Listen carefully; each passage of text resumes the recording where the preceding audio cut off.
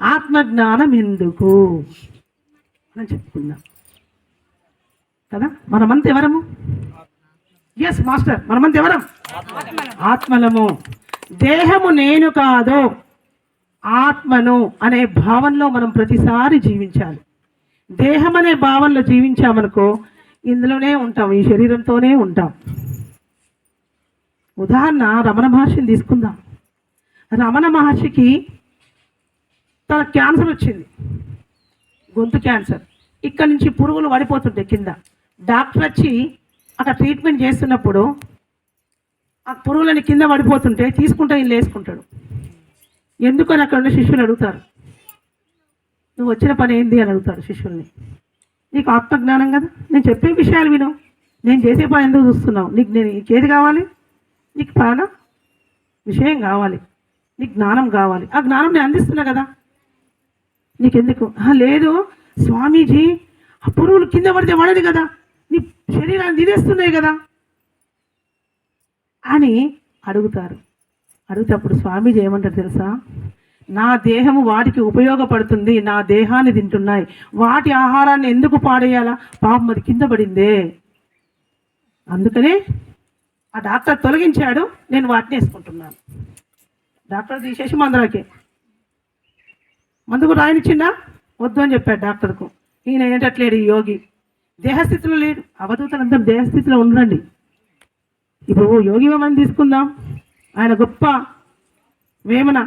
ఇప్పుడు మనం పద్యాలు చెప్పుకున్నామే కదా, మరి ఆయన కూడా దేహస్థితిలో ఉండరు. వాళ్ళు ఎంతో జస్ట్ కౌపీనం కట్టుకుంటారు అంతే, తెలుసు కదా, గుడ్డ కట్టుకుంటారు అంతే. శరీరం అంగేసుకుంటారా? వేసుకోరు. రమణ మహర్షి కూడా అంతే, దేహం మీద బట్టలు ఉంటాయా? ఉండవు, ఒకటే కౌపీనం ఒకటే కట్టుకుంటారు కదా. చివటమ్మని తీసుకుందాం, ఆ చివటమ్మ కూడా అంతే అసలు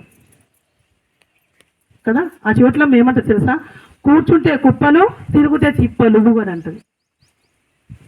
చివటలమ్మ యొక్క సందేశం ఏంది? కూర్చుంటే కుప్పలు, తిరుగుతే తిప్పలు.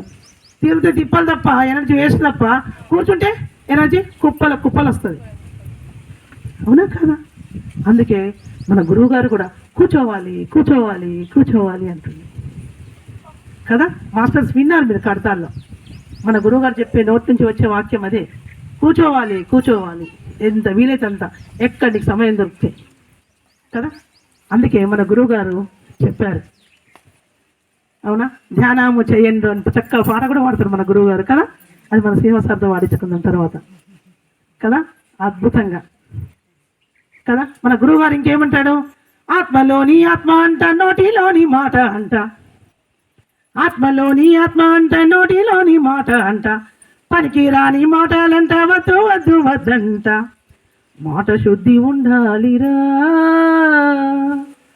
ఆత్మసిద్ధి కలగాలిరో కదా. మరి మాట శుద్ధి ఉండాలి, ఆత్మసిద్ధి కలగాలి. ఆత్మసిద్ధి అంటే మన లోపల ఉన్న ఆత్మ కదా. మనమంతా ఎవరము? ఆత్మస్వరూపాలము. అవునా? మనం దేహస్థితిలో ఉండకూడదు. అలానే దేహస్థితిలో ఉండకూడదంటే అలా అవధూతలు అంటే బట్టలు వేసుకోకున్నారు. మనం బట్టలు వేసుకుని నడుస్తా ఉండాలి. మనం సమాజంలో ఉన్నాం, సంఘంలో ఉన్నాం కదా, సభ్యతగా బతుకుతున్నాం, సర్వ సమాజంలో ఉన్నాం. కాబట్టి మనము మరీ అంత దేహానికి ప్రాముఖ్యత ఇవ్వకూడదు అని చెప్పడమే కానీ మరి మొత్తానికి దేహస్థితిలో ఉండకుండేది మాత్రము చెప్పలేదు మన గురువుగారు. అందుకే మన గురువుగారు చెప్పారు, ఒకటే మార్గం అండి, సంసారంలో నిర్వాణము కదా. ఏంటి సంసారంలోనే నిర్వాణం అంటే మధ్య మార్గం అని చెప్పాడు. పూర్తిగా అవధూత స్టేజ్కి వెళ్ళకు, పూర్తిగా ప్రాపంచికంలో ఉండకు. ఎలా ఉండాలి? మధ్య మార్గంలో పయనించు. పెళ్లి వేసుకోవద్దన్నాడా సారు? స్వామి చేసుకోమన్నాడు. స్వామి కూడా వేసుకోండి లేదా? స్వామి వేసుకోండి, ఇద్దరు పిల్లలు, మా ఆయన కూడా చేసుకోమని. సంసారంలో నిర్మాణం చేసేవాళ్ళు గొప్ప స్థితికి చేరుకుంటారు. ఎందుకంటే హిమాలయాల్లో యోగులు ఉన్నారు, ఈ సంసారాన్ని వదిలిపెట్టి అక్కడికి వెళ్ళారు. వాళ్ళు గొప్పనా మనం గొప్పనా? ఎస్, మనకు మనం గట్టిగా చెప్పడం కదా. అవునా కాదా? మనం ఎంత గొప్ప వాళ్ళం.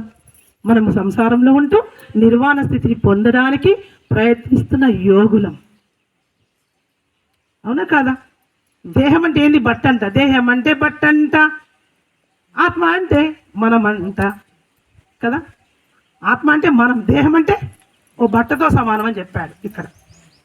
అంటే పాత బట్టను తీసేసి, పాత వస్త్రాన్ని తీసేసి కొత్త వస్త్రాన్ని ఎలా ధరిస్తామో మన ఆత్మ కూడా ఏం చేస్తుంది? ఈ శరీరాన్ని వదిలిపెట్టి కొత్త శరీరాన్ని ధరిస్తుంది. ఇది ఆత్మ కదా.